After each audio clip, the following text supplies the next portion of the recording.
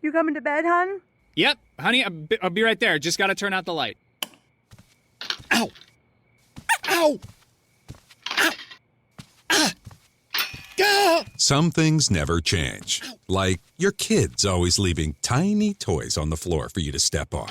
And Geico saving folks lots of money on their car insurance.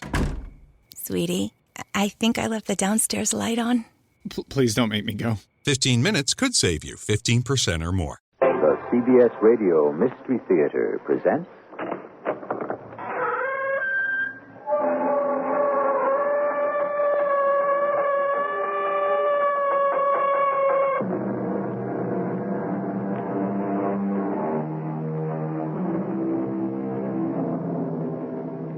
Come in.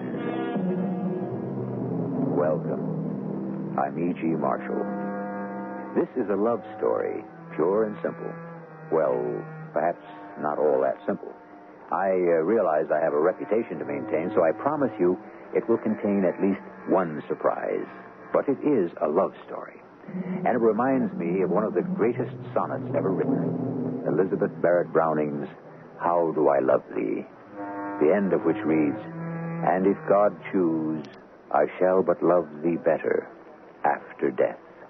Climb the north face of Old Baldy. Why, Mike? Why?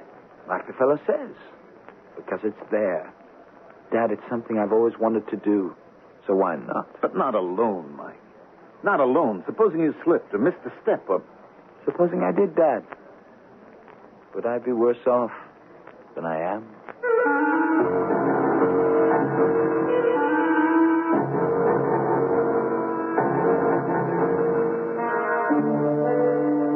Our mystery drama, Rendezvous with Death, was written especially for the Mystery Theater by Ian Martin and stars Christopher Tabori and Roberta Maxwell. It is sponsored in part by Buick Motor Division and ARM, Allergy Relief Medicine. I'll be back shortly with Act One.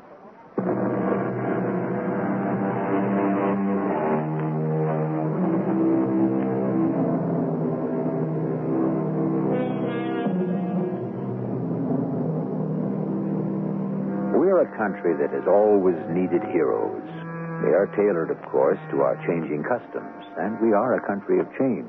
Daniel Boone, Lincoln, John Paul Jones, Lindbergh, Babe Ruth, Frank Sinatra, they're quite a grab bag, a reflection of America.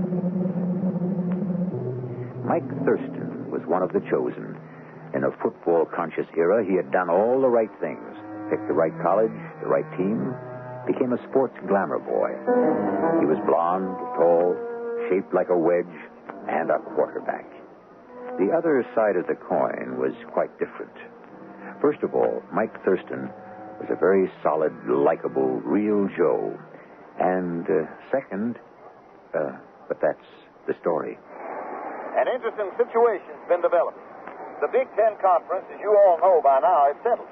And Minnesota will be traveling to the Rose Bowl unless, and here's the drama of today, unless Fresno State can pull off the upset of the year, led by the Golden Arm, Mike Thurston.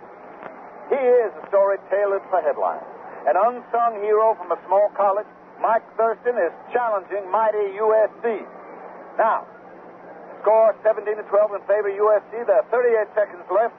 And Fresno has the ball. Third down on USC's 23-yard line and 7 yards to go. This is the key play. A touchdown is enough. The ball is snapped. Mike Thurston's fading back for a pass as everyone expected. The blocking is good. He has time. He spots the man downfield. The pass is away. Perfectly thrown, leading the receiver. And the pass is good. The pass is good in the end zone. Fresno goes ahead 18-17 with only seconds left on the clock. The crowd is going mad. This is the finest moment of a young man's career. Wait a minute. Wait a minute now. I don't understand this. Mike Thurston is down. Nobody broke through, but obviously he is hurt in some way. I can't tell you why right now. I knew it, Jack. I knew it. He never should have played. Now, take it easy, darling. Why did you turn off the TV set? Maybe he's just hurt. Just hurt? Isn't that a great line for a parent to have to say? You know what I mean. Well, of course I know. We'd both be happy to hear he'd only broken a leg or a collarbone or something. Anything that could be fixed. So what? All right. Now, easy, darling. Just take it easy. I mean, the doctors gave him a clean bill of health. Well, they said they hoped they'd gotten all of it, but you never could tell. Look, let's try to think positively. I'm not going to believe the cancer is back. I am going to turn that TV back on and find out what happened. Do what you want, Jack. It isn't going to change anything. The cancer is back inside our golden boy, and it's going to destroy him before he even has a chance to really live.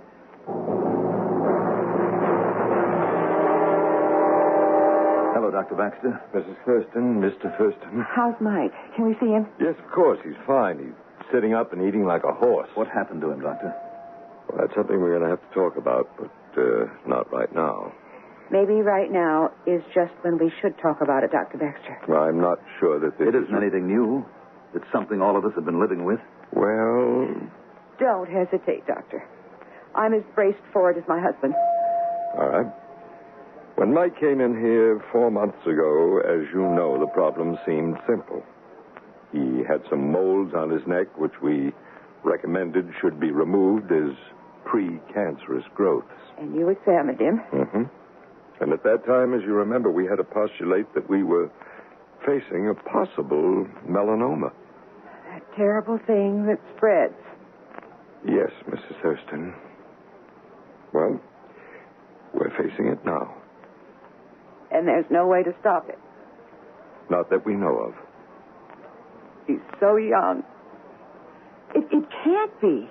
I mean, there must be some treatment, something that... I wish I could offer it to you. But he's only 21 and full of life. He's a football player, an athlete. Now, there must be some way he can... I mean, there's something... Darling, this time, apparently there isn't. I mean, it's dirty, it's insidious, and there's no defense against it. If there is, for heaven's sake, tell us, Doctor. If I knew, I would. My son is going to die? He has a disease we can't defeat. How long has he got? Now, I can take it, Doctor. How long? At the outside, 6 months. Come on. No, I'm all right, Jack. How about Mike, Doctor? Does he know? Well, he's a pre-med student. No way we could keep it from him. Yes, he knows. That he has 6 months or less? That's right. What happened this afternoon out there on the field? We don't know. He blacked out suddenly. The damn stuff is running wild through his body. He could turn up with any kind of symptom. It hasn't affected his brain. Oh, no. The boy's magnificent. There isn't anything I wouldn't do for him, including taking his place, if that were possible.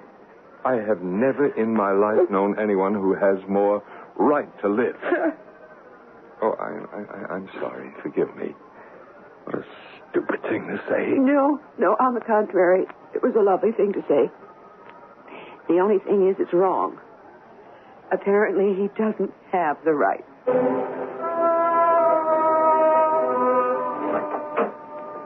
Hello, Mom. Dad. Hello, Mike, darling. Hello, son. Did you come to spring me? Well, I don't know, Mike. That's really up to the doctor. No, sir. Strictly up to me. I want to get out of here. Oh, Mike, if Dr. Baxter thinks that The doc and me have kicked this around, Mom. Let's us not hack around.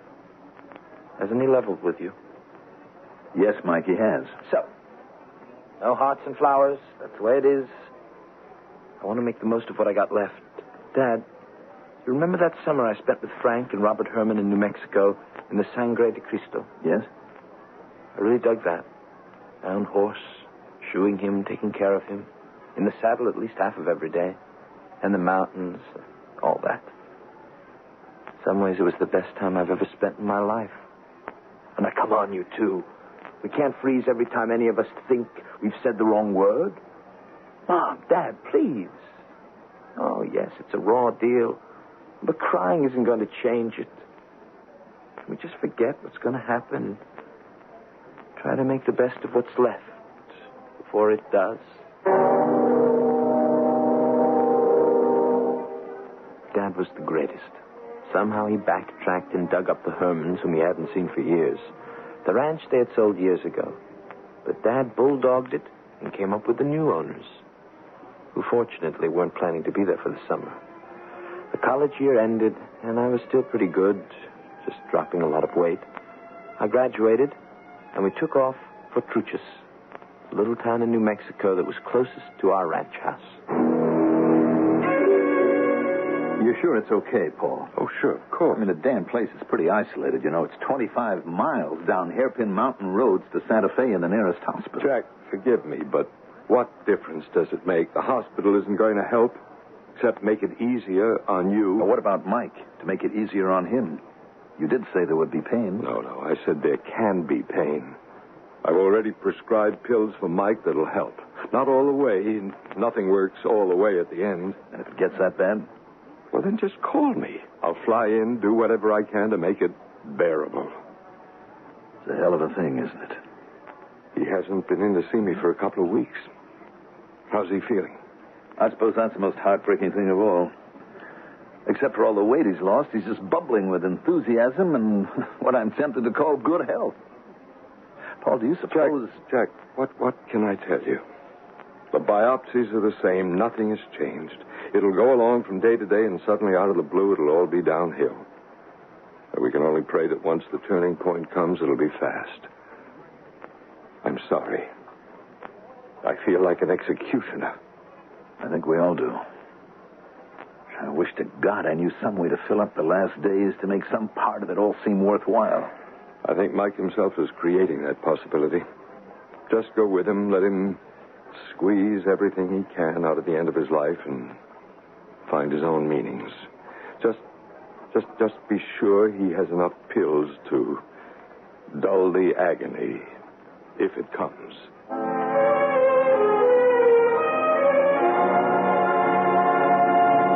Why did I come back here? Away from all my friends and my contacts. Maybe that's the answer. I'm running scared. But am I? I don't want to die. Maybe the whole trouble is I just can't quite believe I'm going to. That I'll beat the odds somehow. But I have to be special. And then the pain comes, and I know no matter how much it hurts me, it just crumples Mom and Dad. So I try to get away where they won't see it. Oh, now, come on. Easy, boy, easy. Oh, come on. Suck in that belly. Oh, that's better, you old fake. I got to get that saddle cinched home tight. You want me to fall off you on the trail? Mike! There you are. Oh, you got Blue all saddled up, huh? Where you headed for? I'm going to ride up to the snow line, Dad, and maybe have a go at the north face of Old Baldy. Oh, all right. I'll come along with you. No, Dad. I want to make this one on my own. Why can't I share it? I'll face it, Dad. It's too rugged for you. You're not in shape. You are? I think so. Sorry, I could cut my tongue out. Why, Mike, why? What does the fellow say? Because it's there. Dad, it's just something I want to do that I've never done. Maybe I'm trying to prove something, but I feel I got to do it. Not alone, Mike. I mean, suppose you slipped or missed a step or... Supposing I did, Dad. Would I be any worse off? You didn't, Jack. You couldn't have let him go climb that mountain by himself. Joan, there really wasn't any way I could have stopped him. Well, at least you could have gone along. I wasn't prepared to, and he didn't want me. But that's a sheer rock face. It shouldn't be climbed alone. Joan, I suppose almost anything Mike does from here on in has to be on his own. Well, suppose he falls. We covered that eventuality, and you know what he said? What? Something that we can't argue with. Would he be any worse off if he did? Well, that's a terrible thing to say. I know, but it's a terrible situation that we all have to face. But as long as he's alive, there's always a chance. That isn't fair, Joan. We all know that there are no miracles. Well, but how can we be sure? And you know what Mike's like. He doesn't think of himself, only us. Now, it would be just like him to be quixotic enough to think that his death would be better if it was quick at such... It might be better for him, Joan. No. We've got to hold on to the last minute. Hope against hope. Oh, Jack, why did you let him go up that mountain? What's going to happen to him now?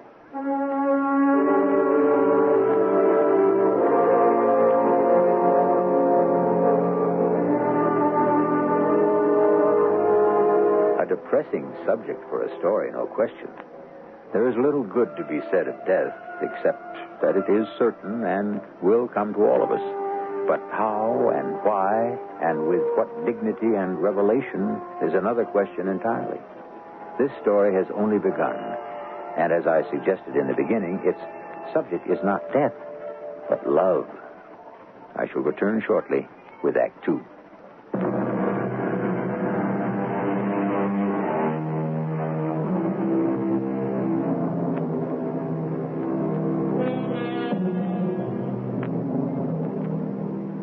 The approach to Old Baldy isn't difficult.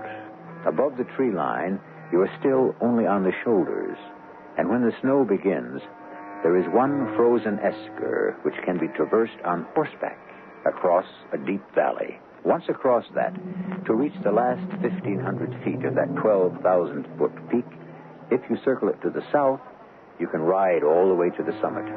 But if you decide to climb, it's a whole other story. But Mike made no attempt to climb it. What drove me up here today? What did I have in mind? I wanted to prove something, spit in somebody's face, except that I realized I hadn't the strength. Oh, Lord. Oh, the pain. Oh, the pain is something else. I don't know how much more of it I can take. Oh, it's gone now. But for how long? Oh, this is magnificent. I can see 100 miles. I ought to be a god and immortal. Only I'm not. 3 steps, Michael, buddy, and you look down 1/4 of a mile. 1 more step, and you've bought a ticket to oblivion. Why not? The easy answer, and you protect Mom and Dad. A climbing accident, a slip. What a tragedy. Hey, you down there. You out of your mind? What are you doing there? Hoping not to blow it. But I ran out of Teton. Hey, don't move. Stay still. No way you can get from that ledge up over this sellback. Brilliant deduction, man.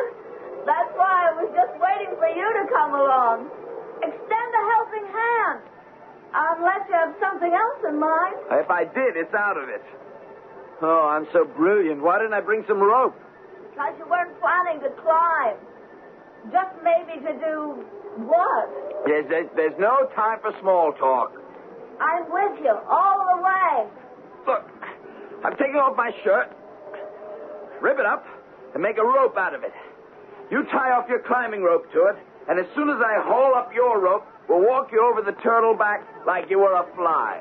So I can step into your parlor? I'm not much of a spider. Even if you were, I'm a willing victim. Dishonor rather than death, I always say. Well, that's the best offer I've had all summer. Okay, you ready? Here. Where do you buy your shirt? I don't. I just figure birthdays and Christmas, I'll get a pair supply. Sorry you blew this one. It looks expensive, and I bet you are cute in it. How do you like to stop being so brave and get sensible? Don't rock the boat, Sir Galahad. I'm not brave. I'm scared. Can you tie it off all right? It's ought to hold. Pull away. Okay. Okay, I got it. Now, you got a sling around you? A sling around my shoulders and a sky of blue above. Sure it's secure. As only a good bowling can make it. Hang tight. Okay, grab anything you can to help. Let's go. All right. Steady as she goes. Heave away. All right, just about home. Slide, Kelly. Slide. Just be sure you touch the plate. Oh. Geronimo. You all right? Solid, man. Solid. Who are you, anyway? My name is Laura. As in, but she's only a dream. Pretty hefty dream, wouldn't you say? Who are you? Mike Thurston. I came up here for the summer with my parents. Where? Oh, we took the Herman's Ranch. What about you? Oh, we live here, other side of the valley. The other half of my name is Willow. Our ranch is right on the other side of the valley. Oh, I can't see it. You're not supposed to. It looks down the other side of the ridge. Well, I guess I ought to thank you. For saving your life? No, I think nothing of it. Oh, I guess it's a standoff. Oh, what does that mean? In a kind of left-handed way, wouldn't you say I saved yours?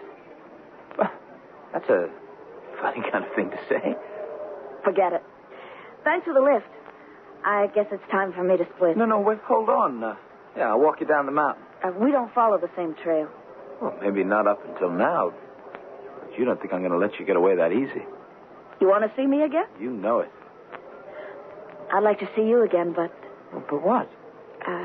Can we keep it just between me and you? Will you promise not to tell anyone else about me? It's a wild trip, but if those are the ground rules, the only thing is... Well, maybe I don't have any right to see you again. That tears it. You better see me again. Where? Don't take the main trail. Coming up to Baldy, you'll see the stroke double slash trail that cuts off by the blue rock. Know where I mean? Yes. You mean the rocking chair. The rock that sits on the two others like it would fall down any minute. That's it, only it won't. Just follow the trail until you come out in the snow line. I'll be there. But how do I let you know when I'm coming? You won't have to. That's crazy. Well, why can't you explain why? I have my reasons.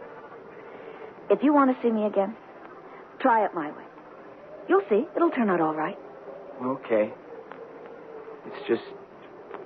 I've got to see you again. You will. Now do me one more favor. You leave first. Just start down the trail and don't look back. What do you have to keep so secret? It won't be very long till you find out. But it's still too soon. So I took her at her word, and I walked down the trail. Only I hadn't gone far before, like Lot's wife, I just had to look back. She was gone, disappeared, somewhere in those few seconds like she'd never been. Only you know what? I didn't turn to salt, and I didn't panic. Somehow, some way, I knew I was going to see Laura again, and I was right. Only first, I had to get on home. Mike, well, it's good to see you. You nearly drove us crazy being gone so long. I'm sorry, Dad. I didn't mean to. Where have you been? Just up Old Baldy. But you didn't climb the face. We've had the binoculars on it all day. You have? Sure. Scared all hell out of me saying you were going to try to scale it. I changed my mind. Obviously. But you had the binoculars on it. You didn't see anyone there. Well, no. Who? I don't know. It was just an idle question. Well, it didn't sound so idle. Well, it was. Oh, hello, Mom. Oh, darling, how are you? It's been a long day. But a good one. How are you? Oh, I'm fine. Just fine now that you're back. How are you feeling? Never better. I could eat a horse or a house or however you want to spell it. Oh, that's wonderful. What did you do today? I just moseyed about, thought some deep thoughts. Oh, that's nice. You know, your mother and I were kicking around a couple of ideas, Mike. We could go down to Las Vegas for the rodeo or maybe make a jaunt to Albuquerque. Why don't you and Mom do either or both? Me, well, I think I'll just stick close to home. Well, Mike, we're trying to think of you. If this isn't the place for us to be, you just name it. No, Dad. I think this is just the place for me. How could I tell my parents anything about that magic summer? How could I even explain it to myself? I, who knew I had lost my life, asked nothing more than to continue it with the magic girl I had met in the glow of the Blue Mountains. You're just going to have to learn to be a believer, Mike. I never thought I'd see you again. Why? Oh, I don't know. That day was so wild. I guess I thought I dreamed you. You don't believe in dreams come true? I don't know what I believe in anymore. Let's take us as we find us. What shall we do today? I couldn't care less, as long as we do it together. Okay, let's blaze a private trail from here to there. What do you mean? Got a hatchet? Sure. Right here in the saddle holster. Okay, we'll start here, cut across virgin forest, and blaze our own trail tree by tree to where? Wait a minute. Here, if I stand up in the stirrups, I can see a special little break in the trees halfway down the mountain. Let's cut it down to there, and that can be our special place. Yeah, a special place. You're on, Mike. Let's find our way home.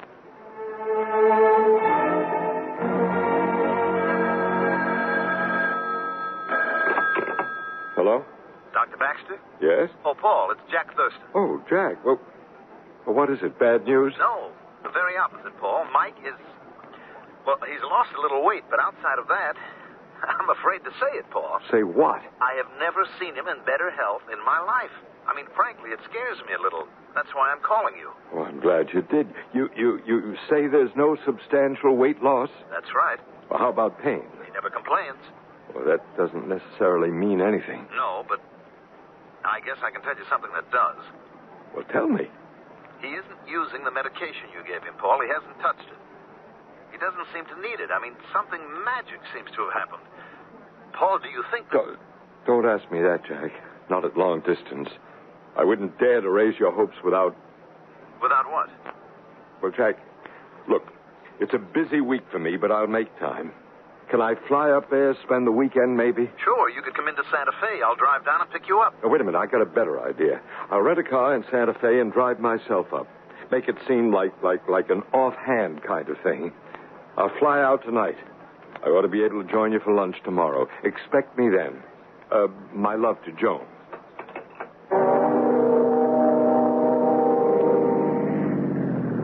Hey, Mike! Mike! Yeah? Doc Baxter, well, I'll be. What are you doing in this neck of the country? Oh, just passing by. Thought I'd check in and see how the other half lives. Pretty good from the looks of you. You could say that again. I couldn't feel better. Maybe I ought to chase you down to the nearest hospital, run a couple of tests on you. No, I might just go for that. Oh, only not right now. You, headed somewheres? Well, yes. I got something to do. But I'll be back right soon. Do Mom and Dad know you're coming? Mm-hmm. I called and said I might stop in for a night or two. Oh, that's great. You just go up onto the top of the hill and turn in by the corral. You can't miss it. I'll be back as soon as I can. There's no hurry. Who's the big, heavy date with? Oh, not anyone, really. It's just a special thing I have to do on my own. Gotta get moving. See you later, Doc.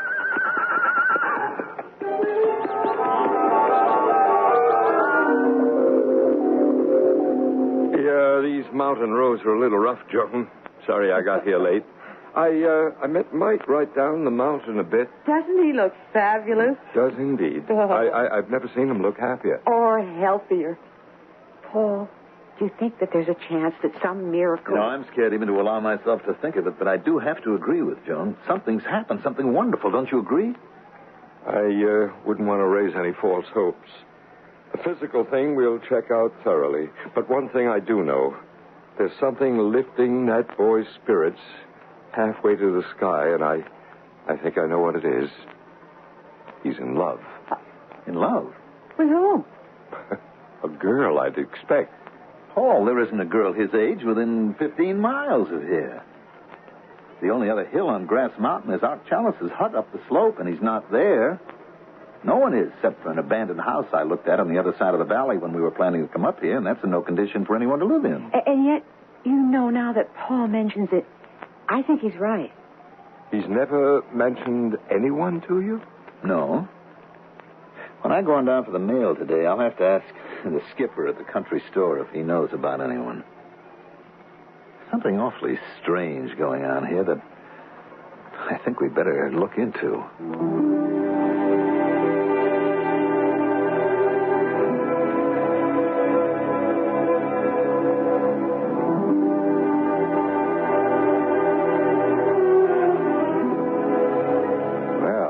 She's a strange girl when you think of it, isn't she?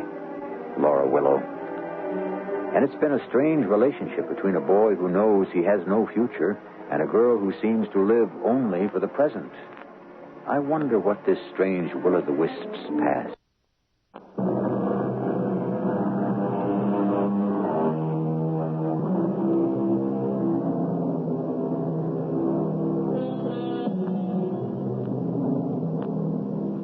The forest of spruce that sprawls over the Sangre de Cristo Mountains is thousands of years old.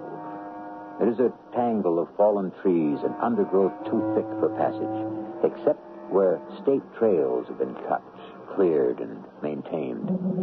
There are some private trails, such as the one that Laura and Mike have cut for themselves, and which ends in the lush, grassy glade they have made their own.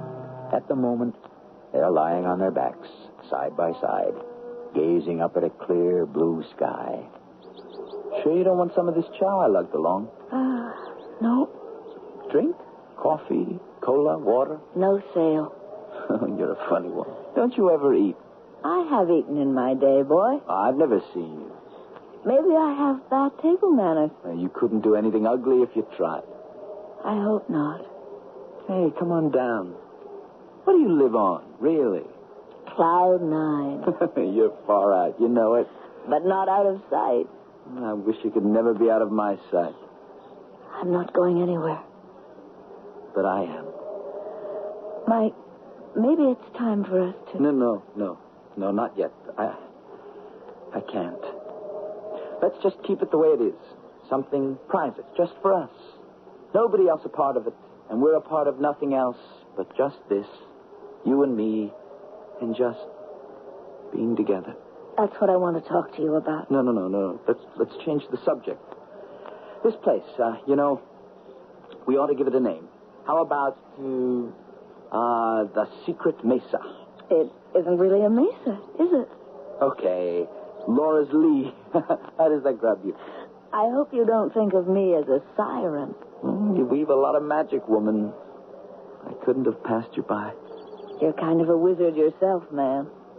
Oh, why didn't I meet you back in high school? Why couldn't I have been there for you to meet? The timing's all out of whack. Too late for me. Too early for me. I'm sorry for what might have been. Don't. It's going to be... No, please. Please, Mike. I want you to kiss me now. No, Laura, I can't. Kiss me. Laura. I love you, Mike. And I love you, Laura. God help us both. He will. Where are you going? Out of your life. As far and as fast as I can. Why? Because this is where it ends, Laura. I should never have let it go this far. You see, no, don't ask me to explain. But there isn't any future in it. I can't go to meet your parents. I can't even take you back to meet mine. I had no right to get you involved. The best thing I can do is cut out. That's a nice, brave little speech, Mike. You know it? Now, go ahead. Let me have both barrels. Work me all over if you want. No. All I want to do is to decide some things. Right now. No, don't ask me to explain. Let's not drag it out. Let's just grit our teeth and go our separate ways. We aren't going separately, Mike. We're going together. We're always going to be together. No, Laura, you don't understand. But of course I understand. You're going to die. You know? Of course. I always have. Since the very beginning. But how? Oh, you must have seen something in the paper. Oh! What is it, Mike? The pain? Yes, it. Just give me a moment. Where is it, darling? Show me. Here. Some pills in my pocket. Oh, you don't need any pills. Just let me put my hand there. There won't be any more pain now. Ever. Oh, you don't know. It's gone. Just like that. Who are you, Laura? Since I know all about you, I think it's time you found out all about me. Come with me to the other end of our green valley, and I'll show you where very soon we'll find our own journey's end.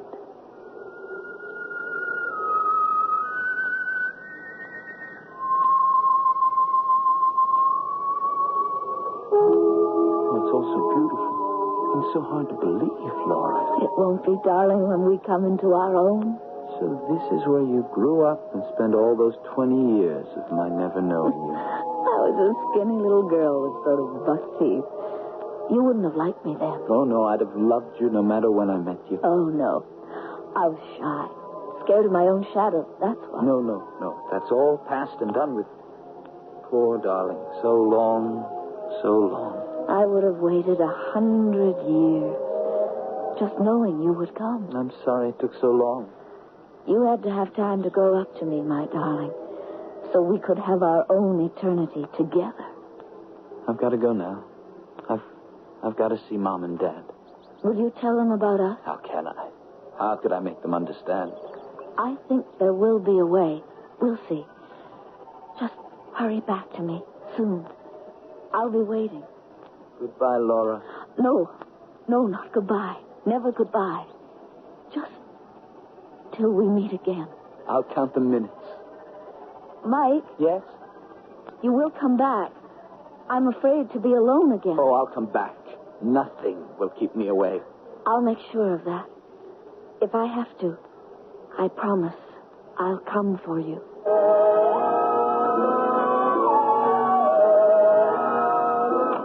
Doc, for heaven's sake, come with me. Help me.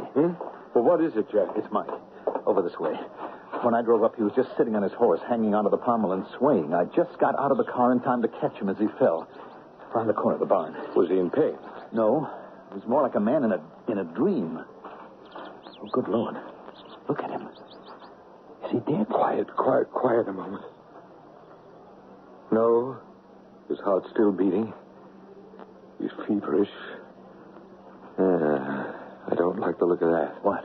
He's in coma. Hey, come on, Jack. Right. Let's get him into the house before his mother sees him like this.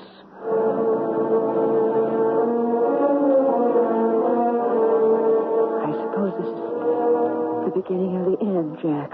I don't know, darling. What the devil is taking Paul so long? Well, perhaps I should go. Maybe I can help. No. Let Paul handle it. But I want to be doing something. I can't just sit here, and I'm scared my boy will slip away. Doc, how is he? He's out of coma, and I have him stabilized, I think. Oh? I had to give him a sedative. He got, well, sort of delirious. Oh, no. He kept calling about some girl, a Laura Willow. Do you know her? Good Lord. What is it, Jack? Nothing.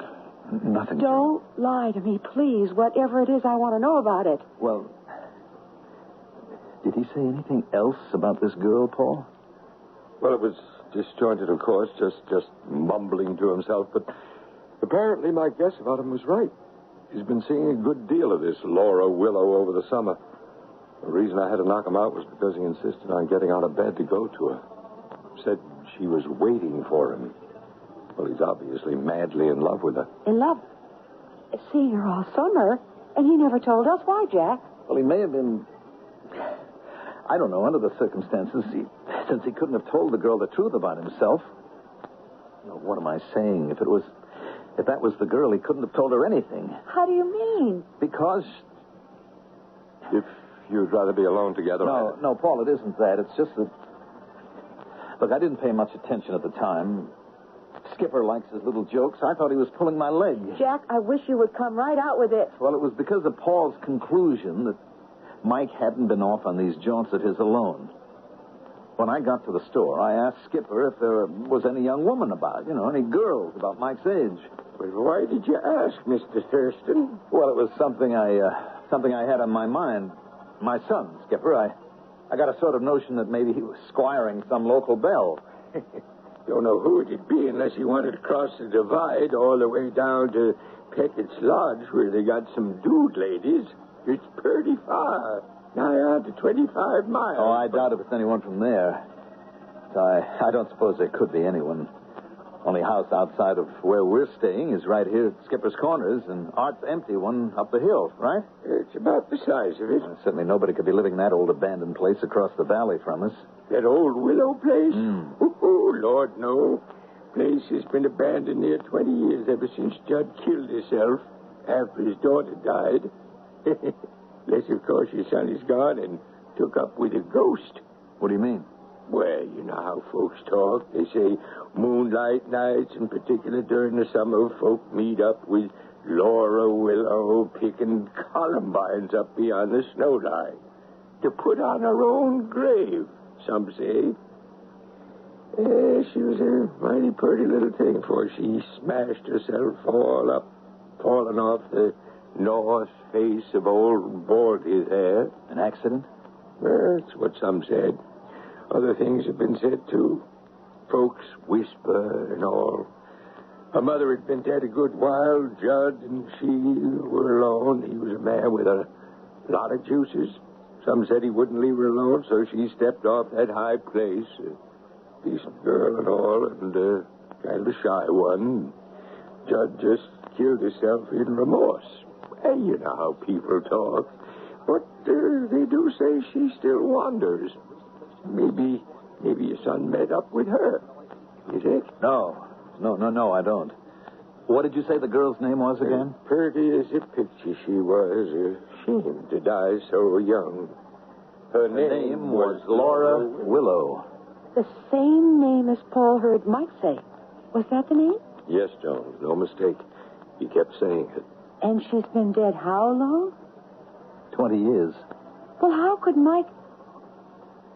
Jack, what does it mean? What does it all mean? I don't know, darling. Maybe Mike heard the story from someone and it stuck in his mind. Maybe he's awake and we can ask him now. Is it all right for me to look in, Paul? Of course. John, what is it? It's Mike. It's Mike. He's gone. He's gone. He couldn't have died. No, I'm not talking about death. I mean, his body. Him. Our son. He's gone.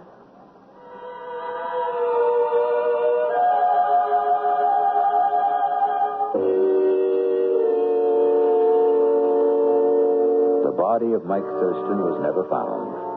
It was reasoned that in a delirium, he'd climbed out the window and wandered off into the forest to die. The virgin forest could bury 100 lost men without them ever being found. For myself, I like to think that Laura came to him as she had promised and brought him back to Journey's End. As I said in the beginning, for me, this is a love story. I shall return shortly.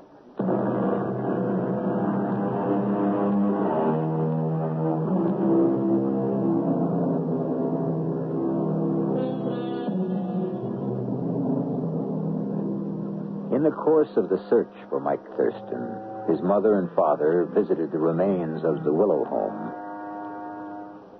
There was a path from the back of the house up the hill to an aspen grove, where they found a simple grave with a headstone that read, Laura Willow, 1937-1957. She died too soon. I like to think some gentle God gave her 20 years of grace without growing older, and that she does not sleep alone for that eternal life to come.